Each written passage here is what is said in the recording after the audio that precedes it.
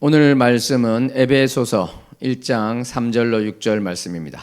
에베소서 1장 3절로 6절 말씀 합독합니다. 찬송하리로다. 하나님 곧 우리 주 예수 그리스도의 아버지께서 그리스도 안에서 하늘에 속한 모든 신령한 복을 우리에게 주시되 곧 창세전에 그리스도 안에서 우리를 택하사 우리로 사랑 안에서 그 앞에 거룩하고 흠이 없게 하시려고 그 기쁘신 뜻대로 우리를 예정하사 예수 그리스도로 말미암아 자기의 아들들이 되게 하셨으니 이는 그가 사랑하시는 자 안에서 우리에게 거저 주시는 바 그의 은혜의 영광을 찬송하게 하려는 것이라. 아멘. 기도합니다. 하나님 아버지 감사합니다. 사랑합니다. 오늘 말씀 가운데 깨닫기를 소원합니다. 아버지께서 우리 각인의 마음문을 열어주시옵소서. 말씀 전하는 종의 입술을 붙들어 주시며 이 말씀이 심겨져 자라는 우리 모두가 되게 해주시옵소서. 예수님 이름으로 기도합나이다. 아멘. 사랑하는 성도 여러분, 에베소서 세 번째 시간인데 지난 시간에도 말씀드렸지만 오늘 본문 3절부터 시작해서 14절은 한 문장으로 되어 있습니다. 그리스어로 보면 그렇게 되어 있는 것이죠. 그래서 우리가 약간 그리스어, 헬라어에 대해서 잠시 제가 설명을 드리고자 합니다. 지난 시간에 이제 말씀 나눔 때 질문 나온 것도 있고 그러한데 우리가 보는 이 헬라어, 그리스어는 신약 성경에 쓰여진 것은 그러니까 이제 플라톤이라든지 호모가 썼던 그런 그리스어보다 후대 그리스어예요. 그때 이제 플라톤 등이 있었던 그리스어를 고전 그리스어, 클래식 그릭이라 부르고 그 후대인 이제 신약 성경에서의 그리스어를 코이네 헬라어 이렇게 말하고 있습니다. 코이네 그리스어. 이것은 이제 이 두 가지가 약간 차이가 납니다. 예를 들어서 이제 고전 헬라어를 보니까 단수 복수예요. 두열, 쌍수가 있는데 코이네 헬라어는 없죠. 이렇게 이제 고전 그리스어랑 차이가 나는 신약 성경의 이 언어를 보면서 이것은 신적인 언어가 아닌가. 하나님의 언어로서 아주 특별한 고귀한 언어고 거룩한 언어다. 이렇게 생각을 하기도 했습니다. 한때 그렇게 생각했는데 고고학적으로 발견해 보니까 일반 사람들이 일상생활에 영수증이라든지 메모라든지 이런 것들이 코인의 헬라어로 된 것이 아주 많이 발견이 되었습니다.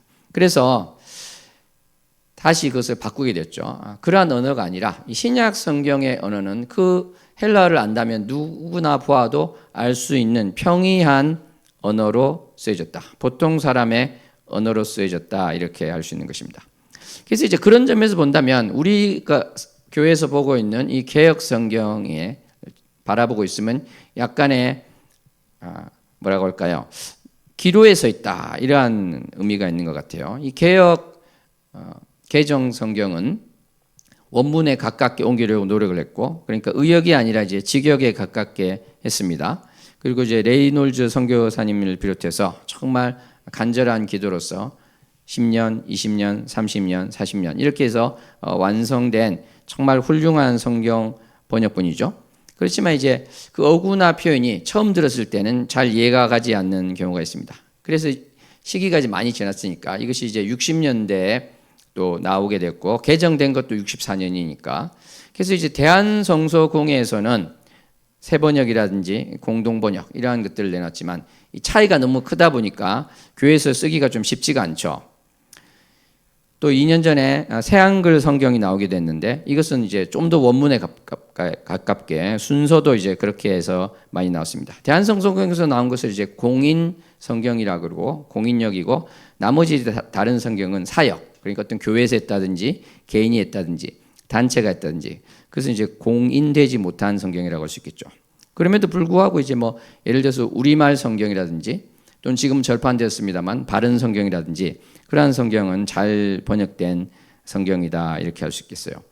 저도 이제 개역 개정을 처음 볼 때는 이해가 잘 안 가서 새 번역으로 읽은 경험이 있는데 우리가 성경에 대해서 잘 모를 때 주석책을 볼 수도 있고 다른 책을 볼 수도 있겠지만은 저는 다른 성경 번역본을 보실 것을 권합니다. 그래서 아까 말씀드린 그러한 성경들 대한성소공회 웹사이트 들어가도 있고 또 성경을 살 수도 있고요. 그렇게 해서 내가 개역 개정을 읽었을 때 이해가 안 간다든지 오해가 되는 그러한 것들은 다른 번역본을 읽으면 잘 이해가 될 수 있고 또 교정도 받을 수 있다. 그렇게 생각합니다. 그래서 우리 교회에서 여러 가지로 성경을 읽고 말씀 가운데 하나님께서 말씀하고자 하시는 뜻이 무엇인가 정말 이것을 묵상하고 또 연구하고 나갈 수 있으면 좋겠습니다. 말씀을 정말 생명으로 여겨서 거기에 나의 시간을 주님께 올려드릴 수 있으면 좋겠습니다. 다시 이제 우리 본문으로 보게 되면은 이것이 이제 한 문장으로 된 거라고 했는데 특이한 형식입니다만 그보다 더 중요한 것은 이제 내용이라고 할 수 있겠죠. 여기는 하나님의 놀라우신 사랑, 삼위일체 하나님의 놀라우신 구원 계획과 사랑이 있습니다. 그래서 우리가 이 에베소서 말씀 한 절 한 절 암송하면서 보아도 좋으니까 우리 십자가교회 성도님들 매주 이렇게 에베소서 강해를 하면서 나온 본문 말씀을 오늘 또 특별히 6절까지 읽었습니다만 3절을 위주로 하니까 3절을 다 암송하는 그러한 일주일이 또 되면 좋을 것 같아요.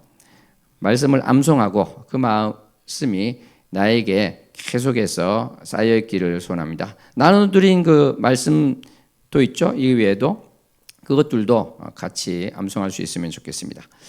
3절로 14절 오늘 본문의 말씀은 이제 포함해서 14절까지 삼위일체 하나님을 찬양하는 송영이라고 할 수 있겠습니다. 3절은 서론일 수도 있고 요약일 수도 있고요. 4절에서 6절은 성부 하나님 아버지에 대한 찬양입니다. 택하신 성부. 그 다음에 7절에서 12절은 속량하신 성자 예수 그리스도를 찬양하는 것이고 13, 14절은 인치신 성령님을 찬양하는 말씀이다. 이렇게 할 수 있겠습니다. 오늘 본문 보면은 어떤 말씀으로 시작하고 있습니까? 찬송하리로다 이렇게 시작하고 있죠. 6절은 어떻게 끝나고 있습니까? 찬송하게 하려는 것이라 이렇게 끝나고 있죠. 이것은 이제 그리스 원어로는 같은 말은 아니지만 이렇게 옮겨도 무방할 정도로 이제 같은 뜻이다 할 수 있겠어요.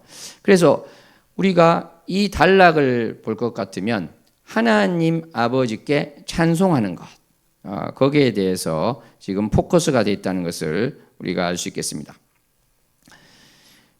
그런데 3절을 보니까 찬송하리로다 이렇게 되어 있고 뒤에 하반절에 보니까 신령한 복을 우리에게 주시되 이렇게 되어 있잖아요. 근데 우리에게 주시되 이제 개역 한글에서는 복 주시되 이렇게 되어 있는데 그것이 좀 더 좋았을 것 같습니다. 왜냐하면 영어로 하면 이제 bless가 되는 bless 그러니까 복 주는 그러한 것인데 사실은 찬송하리로다 이게 품사만 다르지 이제 같은 단어로 되어 있습니다. 그러니까 하나님께서 우리에게 복 주시는 거, 블레스 하시는 거, 축복하시는 것 이것은 좀 이해가 되는데 하나님께 그런 동일한 말을 한다 좀 약간 이해가 되지 않을 수도 있겠습니다. 먼저 축복이라는 말을 보면은 빌다, 복을 빌다. 그래서 하나님께서 우리에게 복을 주시지 축복하시지는 않겠죠. 그 말 자체로 따지면. 그런데 이 축복이란 말이 크리스찬들이 계속해서 많이 쓰다 보니까 사전에 등재가 됐습니다. 축복. 원래 말은 복을 빌다는 것이지만 하나님께서 이렇게 복을 내리시는 것. 그것이 축복이다. 아예 사전에 나와 있게 되는 것입니다. 그러니까 뭐 원래 그렇게 한자로 보면 그렇지만 이미 하나의 용어가 됐기 때문에 하나님께서 축복하십니다. 그렇게 쓸 수 있는 것이죠. 블레싱이라는 그 영어와 겹쳐지는 그러한 말이기 때문에 그렇게 쓸 수 있는 것이죠. 그런데 지금 blessing, bless, 축복에 대해서 이야기하는데 말씀드린 것처럼 하나님께서 우리에게 축복하신다. 축복을 주신다. 이것은 이상한 것이 아닌데 우리가 하나님을 축복할 수 있을까?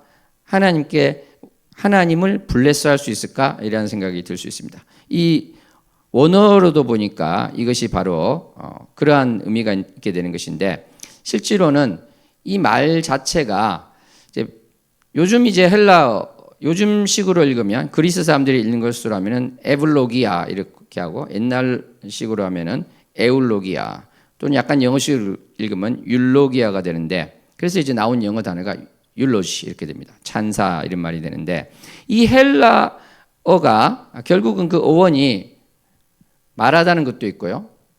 앞에 있는 에브 이것도 있어서 좋게 말한다. 누군가에 대해서 좋게 말한다. 이러한 뜻이 되겠습니다. 그러니까 하나님께서 우리에게 복을 주시고 좋은 쪽으로 이제 하시는 것이죠. 우리도 하나님께 좋은 것을 드리는 것인데 그것은 바로 무엇이 되겠습니까? 찬양을 하고 찬송을 하는 것이 된다.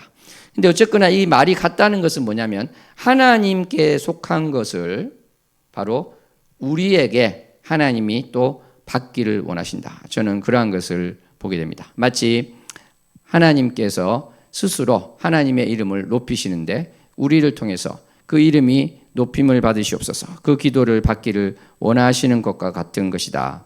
이렇게 할 수 있겠습니다. 하나님께서 우리를 사랑하시기 때문에 우리가 하나님을 찬송합니다. 하나님을 블레스합니다. 하나님이 블레스 되시기를 원합니다. 축복된 분으로 되시기 원합니다. 이 말이 이상한 것 같지만 할 수 있고 하나님께서는 기뻐 받으신다는 것이죠. 그래서 이제 구약 성경에도 보니까 바로 이제 바루흐 엘로힘 또는 바루흐 아도나이 그래서 이 바락 해서 이것이 복이라는 것인데 그것을 바로 하나님께 똑같이 그렇게 쓰고 있는 것. 제가 말씀드린 그러한 것처럼 쓰고 있는 것을 보게 됩니다. 하나님께서는 그러니까 정리하자면 우리에게 축복하시는 것은 은혜를 베푸시는 것이고 우리가 하나님을 향하게 되는 것은 하나님을 높이고 찬양하고 경배하고 찬송하는 것이다. 그렇게 할 수 있겠습니다. 그런데 이 하나님께서 주시는 축복은 오늘 본문에 보니까 어떻습니까? 그리스도 안에서 주신다. 그리고 그 복이 어떠한 것인가? 하늘에 속한 신령한 복이 된다. 그리고 이것을 주시는 가장 최종적인 목적은 사실은 우리가 앞으로도 보겠습니다만 6절에 있는 것이죠. 하나님의 은혜의 영광을 찬송하기 위한 것이다. 이 말씀을 하고 있는 것입니다. 사랑하는 성도 여러분, 찬송하리로다. 우리가 주님을 찬송한다는 것. 그것은 바로 영광을 돌린다는 그러한 말이 되겠죠. 그래서 로마서 15장 6절에도 보니까 영광을 돌린다. 그러한 표현이 나오고 있는 것을 보게 됩니다. 하나님께서는 우리에게 영광을 받으시기를 원하시는 것인데 이 하나님은 또 어떤 분이신가? 지난주 말씀 나눈 것처럼 또 삼위일체 하나님의 한위이신 우리 주 예수 그리스도의 아버지이시다. 이렇게 또 나오고 있는 것입니다. 사실은 예수 그리스도의 하나님 이렇게 해도 또 되는 것입니다. 왜 그렇습니까? 마태복음 27장 46절에도 나의 하나님 이렇게 말씀하셨죠. 예수님께서. 그러니까 예수님의 하나님 이러한 표현이 삼일체 하나님이시기 때문에 안 쓸 것 같지만 성경에는 쓰고 있고요. 고린도후서 1장 3절에서 또 그렇게 쓰고 있습니다. 그래서 오늘 본문을 이제 예수 그리스도의 아버지, 예수 그리스도의 하나님 그렇게 읽어도 사실은 문제는 없다. 그렇게 할 수 있겠습니다. 그런데 우리가 하나님 아버지를 찬송하는 것, 그것은 왜 찬양할까 생각해 보면 구약에서 보면은 하나님께서 우리에게 주신 복이 있어서 그것 때문에 찬양합니다. 그러한 것들이 어느 정도 이제 연결이 되고 있는 것을 보게 됩니다. 예를 들어서 말씀하신 것을 손으로 이루셨습니다. 그래서 송축합니다. 찬송합니다. 이런 말들이 있고 기이하신 일들, 놀라운 일들을 행하셔서 찬송합니다. 천사를 보내서 구원하셔서 찬송합니다. 이러한 찬송을 주님께 올려드린 것이죠. 그래서 사실은 구약에서 보면 복이라고 할 때는 어떻게 보면 우리가 좀 물질적이라고 할까? 우리가 바로 겪을 수 있는 그런 것으로 나오는 게 사실 많이 있긴 합니다. 예를 들어서 출애굽기 20장 12절에 부모를 공경하라. 내 생명이 길리라. 그런 표현을 쓰고 있는 것이 있죠. 신명기 28장도 가니까 어떤 말씀들이 나오고 있습니까? 세계 모든 민족 위에 뛰어나게 하실 것이다. 어떻게 보면 이제 세속적인 것 같기도 하고 세상 사람들이 하는 그러한 것들이 좀 들어가 있는 것이죠. 내 몸의 자녀와 내 토지의 소산과 내 짐승의 새끼와 소와 양의 새끼가 복을 받을 것이다. 이것은 일반적으로 말하는 세상에서도 말하는 그런 게 될 수 있겠죠. 내 광주리와 떡 반죽 그릇이 복을 받을 것이다. 적군들이 내 앞에서 패하게 될 것이다. 내 창고와 내 손으로 하는 모든 일에 복을 내리실 것이다. 느헤미야 9장도 가니까 부조가 맺게 하시고 옷이 헤어지지 않고 발이 부르트지 않고 나라와 족속들을 나누어 주시는 것. 가나안 주민들을 그들 앞에 복종하게 하시는 것. 이러한 식으로 보면은 주의 큰 복이라고 할 때 배불리 먹어 살찐다. 허다한 과목을 차지한다. 우물을 차지한다. 아름다운 물건이 가득한 집을 차지한다. 땅을 점령한다. 이런 식으로 우리가 생각할 때 일반적으로도 생각하는 그러한 복들이 많이 있는 것을 보게 되기는 하는 것입니다. 그런데 그것만 그런 것인가? 이제 우리가 생각해야 되겠죠. 물론 신약에서도 일용할 양식을 말씀한다든지 그러한 것들을 보면은 우리가 먹고 사는 문제 이러한 것과 복이 따로 있는 것은 아니라고 할 수 있겠죠. 그럼에도 불구하고 오늘 본문은 어떻게 되어 있습니까? 하늘에 속한 모든 신령한 복이다 이렇게 말씀하고 있습니다. 그러니까 우리가 앞에서 보았던 이러한 것들과는 어느 정도 구분이 된다. 그것을 말씀하시는 것이고 그것이 주안점이고 그것이 초점이다 이렇게 할 수 있겠습니다. 사랑하는 성도 여러분, 우리는 어떠한 것을 바라봐야 되겠습니까? 하늘의 것일까요? 땅의 것일까요? 땅의 것, 유혹이 되죠. 그것이 좋아 보이고 그것이 더 중요한 것 같지만 우리가 하나님께서 주시는 하늘에 속한 모든 신령한 것보다 땅에 있는 것을 더 찾게 될 때 그것이 바로 이제 우상 숭배가 되는 것이고 그것이 다른 신을 섬기게 되는 것입니다. 그러므로 사실은 우리가 무엇으로 가장 기뻐해야 될 것인가? 그것을 주님께서는 묻고 계신 것입니다. 우리 누가복음 11장 9절로 13절 말씀 한번 합독해 보겠습니다. 내가 또 너희에게 이르노니 구하라 그러면 너희에게 주실 것이요 찾으라 그러면 찾아낼 것이요 문을 두드리라 그러면 너희에게 열릴 것이니 구하는 이마다 받을 것이요 찾는 이는 찾아낼 것이요 두드리는 이에게는 열릴 것이니라. 너희 중에 아버지 된 자로서 누가 아들이 생선을 달라 하는데 생선 대신에 뱀을 주며 알을 달라 하는데 전갈을 주겠느냐. 너희가 악할지라도 좋은 것을 자식에게 줄 줄 알거든 하물며 너희 하늘 아버지께서 구하는 자에게 성령을 주시지 않겠느냐 하시니라. 아멘. 사랑하는 성도 여러분, 우리가 이제 12절까지만 보면은 그렇구나. 우리가 구하는 이것을 이제 다 주신다는 이런 말씀이구나. 이 누가복음 11장 9절부터 13절은 그렇게 생각되는데 13절 가니까 어떻게 나와요? 성령을 주시지 않겠느냐. 이 말씀이 나오고 있죠. 그러니까 하나님께서는 우리에게 가장 좋은 것을 주시기 원하는데 바로 그것이 영적인 것입니다. 바로 성령님께서 우리에게 찾아오셔서 내주하시는 것. 이것이 가장 큰 복이고 사실은 그것을 구해야 된다. 이렇게 말씀하시는 것이죠. 골로새서 3장 2절 말씀 합독합니다. 위의 것을 생각하고 땅의 것을 생각하지 말라. 아멘. 사랑하는 성도 여러분, 그렇습니다. 우리가 땅의 것과 하늘의 것이 있는데 땅의 것이 귀하다고 생각해서 그것을 계속 구하고 그것만을 찾고 있으면 구할 수 있을 것인가? 받을 수 있을 것인가? 사실은 그렇지 않습니다. 왜냐하면 그것이 나에게 우상이 되었다면 하나님께서는 주시고 싶으셔도 주실 수 없다는 것이죠. 근데 반대로 어떻습니까? 하늘의 것을 찾고 옛사람을 벗어버리고 하늘에 속한 모든 신령한 것을 주신 것을 진정으로 믿고 참 믿음 가운데 나간다면 사실은 이 땅의 것이라고 할 수 있는, 물론 이제 이 골로새서 3장 말씀은 땅의 것을 좋은 의미로 쓰는 것이 아니라 버려야 될 그런 것을 말하는 건데 땅의 것이라는 표현보다는 우리가 일반적으로 얻고자 하는 일반 사람들도 그러한 것들은 사실은 부차적으로 이제 따라온다 이렇게 할 수 있는 것입니다. 부차적으로 따라올 수 있는 것을 하나님 위에 놓으면, 신령한 것 위에 놓으면 사실은 그것마저도 되지 않는다. 그것을 우리는 볼 수 있을 것이에요. 그럼 왜 하나님께서 인색하게 다 주시면 되지 그렇게 아니하시는가?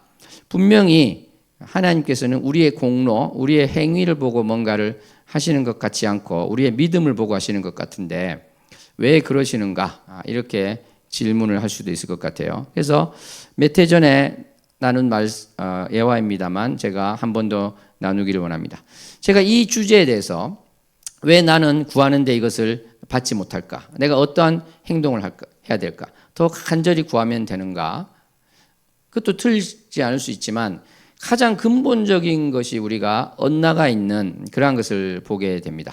사실 오늘 본문 말씀도 찬송하리로다 했을 때 바로 이 신령한 복을 주셨기 때문에 찬송하는 것이지 내가 이 땅 가운데 먹을 것이 풍족하고 문제가 없어지고 몸이 건강하기 때문에 찬송하는 것이 아니거든요. 그것은 사실은 전혀 조건이 되지 않는 것입니다.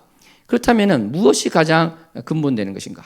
그래서 우리가 그것을 보기 위해서 기도하는데 하나님께서 이러한 예화를 생각나게 하셨습니다.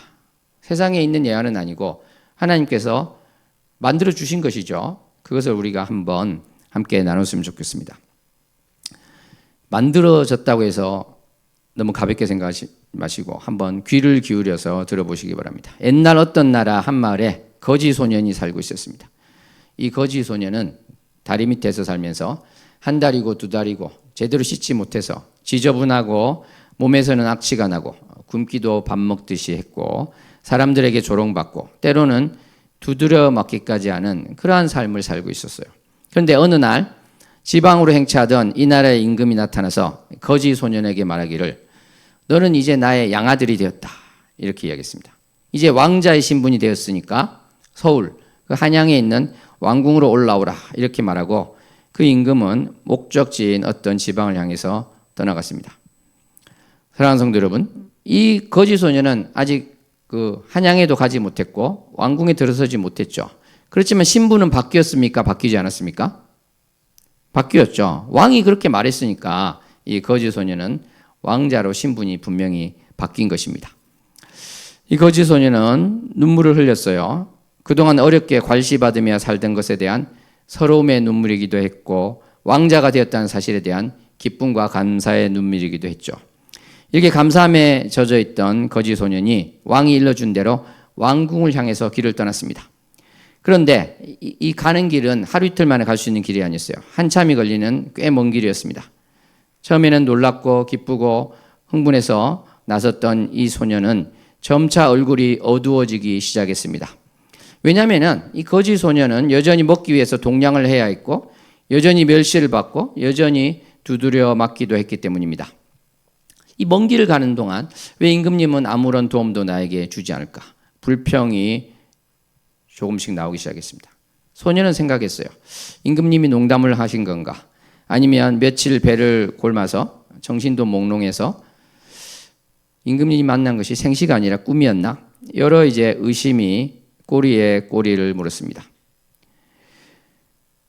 정말이지 왜 그 임금은 긴 여행 과정에 있는 거지 소년을 돕지 않았을까요?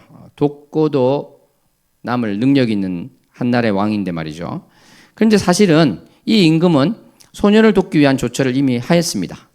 임금은 한 부하에게 이 거지 소년에게 입힐 새 옷과 매일 먹을 양식과 타고 올 말과 마차를 준비해서 이미 보내었던 것이죠.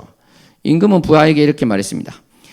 내가 그 고을에서 이곳 왕궁까지 오는 길에 많은 거지 소년들을 볼 것인데 먹을 것이 없고 사람들에게 멸시받고 두드려 맞기도 해서 다들 표정이 안 좋을 것이다.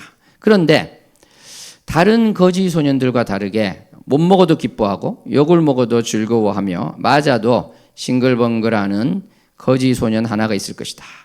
그 거지 소년이 바로 내가 택한 아이니까 그에게 새 옷을 주고 먹을 것을 주고 마차를 태워서 함께 오면 된다. 이렇게 이야기를 했던 것입니다.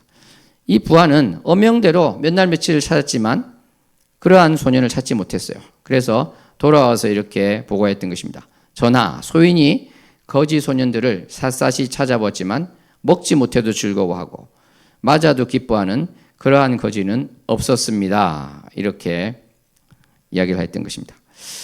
사랑하는 성도 여러분, 임금이 복을 주지 않은 것은 아니죠. 임금은 이미 복을 주었어요.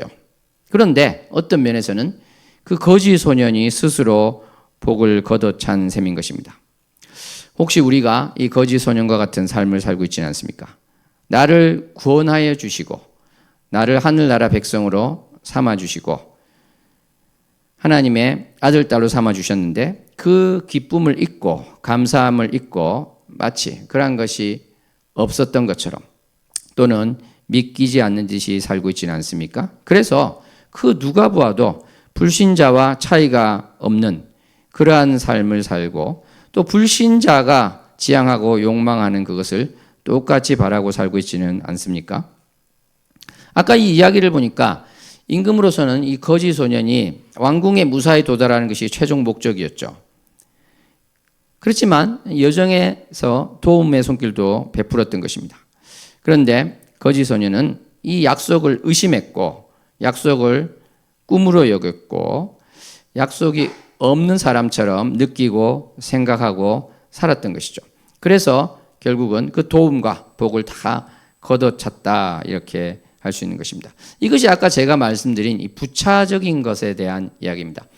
우리가 주님만을 바라고 하늘의 신령한 것을 볼 때 이 부차적인 것은 따라오게 되어 있는 것이에요. 그리고 이 비유로 보니까 어떻게 보면 물질적인 것에 치우쳐서 비유가 되었지만 이게 사실은 다 영적인 것이 되는 것이고 마음과도 다 상관되는 것이다 이렇게 할 수 있겠습니다. 우리가 정말 구원받은 자로서 오늘 본문 말씀에도 우리가 합독할 때 있었습니다만 하나님께서 우리를 택하시고 우리를 예정하셔서 어떻습니까? 우리를 불러주시고 아들, 딸로 삼아주신 것.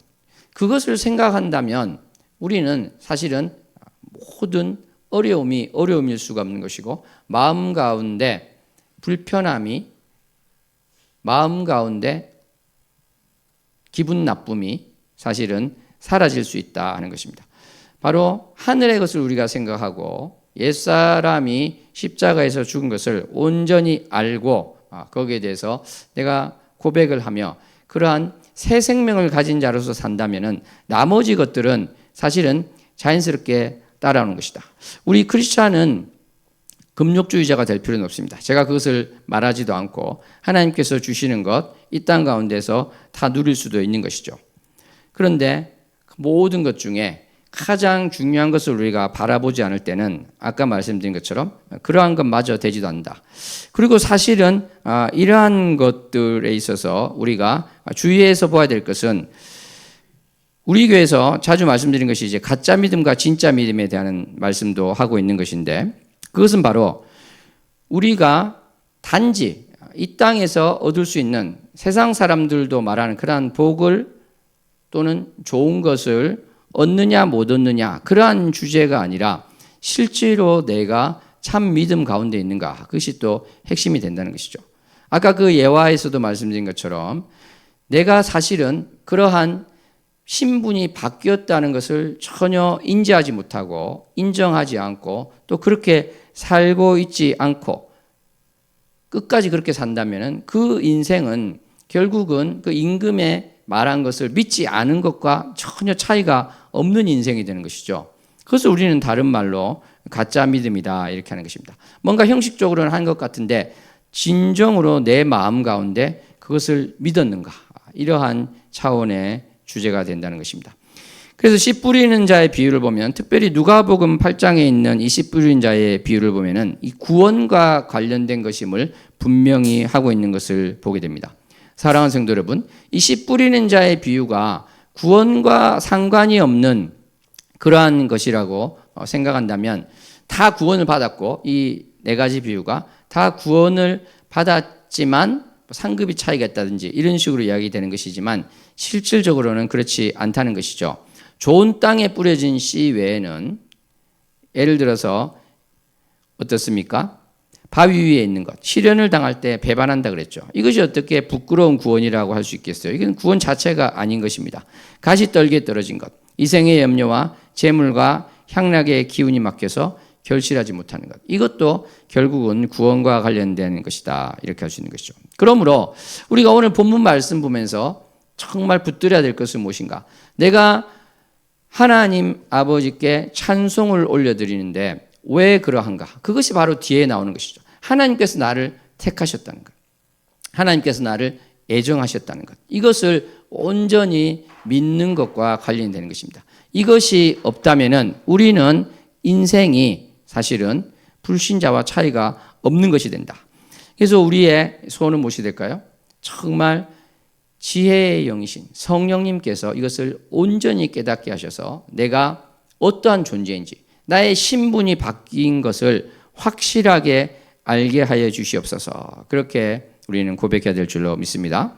사실 우리가 복 주신다는 것에 대해서 구약에서 어떻습니까? 세속적이고 일반 세상에서 말하는 것과 비슷한 것이 많다고 말씀을 드렸는데 구약의 말씀이 다 그러한 것은 또 아니에요. 구약의 말씀을 보면은 사실은 하늘의 것을 찾는 것, 하늘에 속한 모든 신령한 그 복, 그것을 바라고 있는 것을 우리는 보게 됩니다.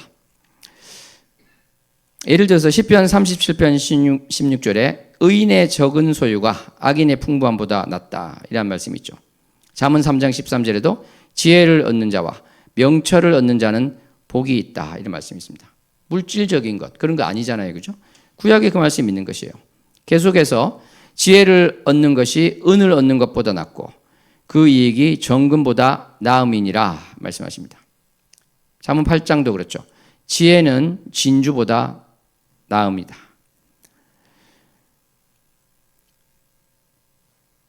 17장에도 가니까 마른 떡 한 조각만 있고도 화목하는 것이 제육이 집에 가득하고 다투는 것보다 나으니라.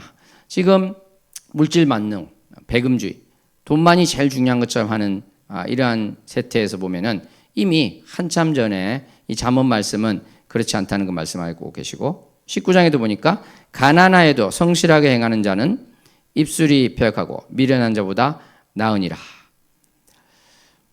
가난한 자는 거짓말하는 자보다 나으니라. 잠언 28장 6절 가난하여도 성실하게 행하는 자는 부유하면서 굽게 행하는 자보다 나으니라 이란 말씀이 있는 것입니다.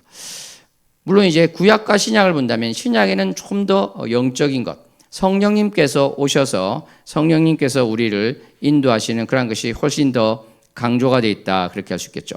그래서 예를 들어서 이제 빌립보서 3장 20절 말씀 보니까 그러나 우리의 시민권은 하늘에 있는지라 이렇게 말씀하고 있죠. 우리가 시민권이 어떠한 것인가? 우리가 바로 하늘나라에 있습니다. 그것을 고백하는 것. 위의 것을 찾는 자가 된다는 것.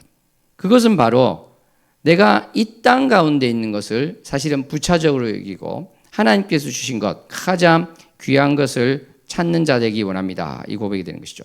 사랑하는 성도 여러분, 그런데 이것이 된다는 것은 사실은 십자가 은혜 시리즈 설교에서 여러 번 말씀드렸습니다만 이 기본적인 신앙의 토대가 있어야 되는 것이고 거기서 이제 시작되는 것은 나의 비참한 처지를 깨닫는 것에서부터 출발한다. 이렇게 할 수 있겠습니다.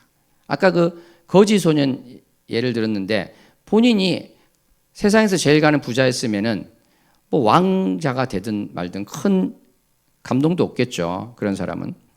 마찬가지인 것입니다. 우리가 하나님께 감사하는 것은 뭐냐면 우리의 처지가 참으로 비참하였다.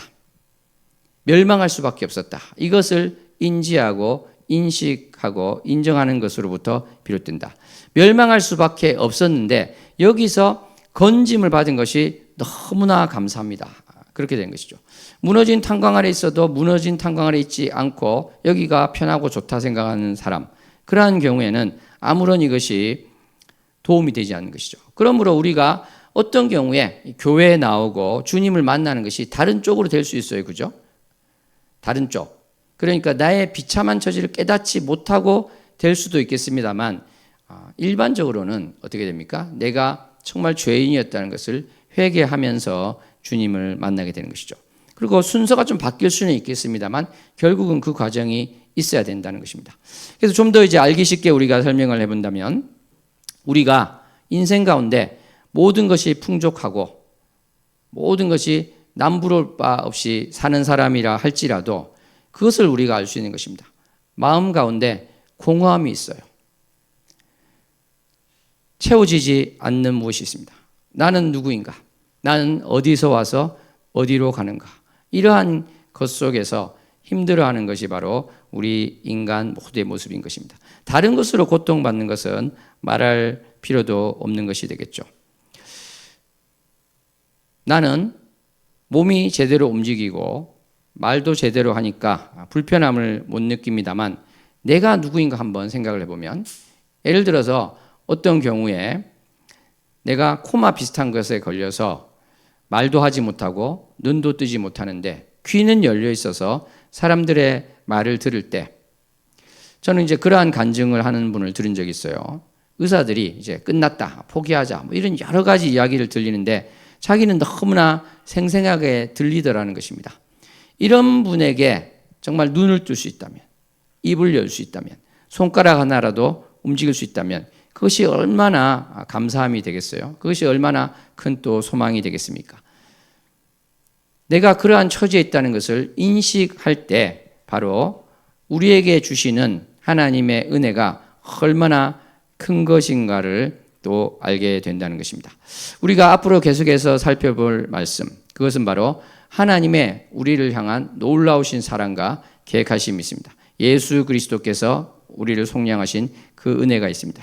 성령님의 인치심이 있습니다. 이 모든 것들을 우리가 깊이 알아서 정말 나의 처지가 어떠했고 또 이 처지에서 벗어나게 해주신 주님의 은혜가 얼마나 큰지를 그것을 가지고 감사함으로 찬송하며 나아가기 원합니다. 이 고백을 할 수 있기를 소원합니다. 오늘 본문 말씀에 있는 것처럼 내가 찬송할 마음이 없고 경배할 마음이 없다면 이거 뭔가가 잘못되어 있구나. 내가 여러 가지를 할지라도 가장 기본 중에 기본이 잘못되어 있구나. 그렇다면은 이것을 정말 알아서 내가 참으로 입을 열어서 주님을 찬송하는 그 길 가운데 나가기를 원합니다. 나를 불쌍히 여겨주시옵소서. 내가 정말 진심으로 온 마음으로 주님을 찬송하는 대로 나아가는 그러한 자가 되도록 주님께서 나를 붙들어 주시고 나의 마음 문을 열어주시고 성령님께서 오셔서 가르쳐 주시고 다스리시고 인도하여 주시옵소서. 이 고백을 할 수 있는 우리 모두가 되었으면 좋겠습니다. 기도하겠습니다. 하나님 아버지 감사합니다. 오늘 본문 말씀 참으로 찬송으로 시작해서 찬송으로 끝나는 말씀입니다. 하나님 아버지께 찬송하기를 원하는데 왜 찬송해야 되는가? 왜 하나님께서 우리에게 주신 그 하늘에 속한 신령한 복을 우리가 기뻐해야 하는가? 참으로 깨닫기를 원합니다. 성령님께서 찾아오셔서 이것을 지식으로 아는 것이 아니라 나의 온 몸으로 온 마음으로 나의 온 영으로 알 수 있도록 은혜를 허락하여 주시옵소서. 올바로 알고 깨닫고 감사함으로 나아가는 우리의 복된 인생이 되게 하여 주시옵소서. 예수님 이름으로 기도합나이다. 아멘.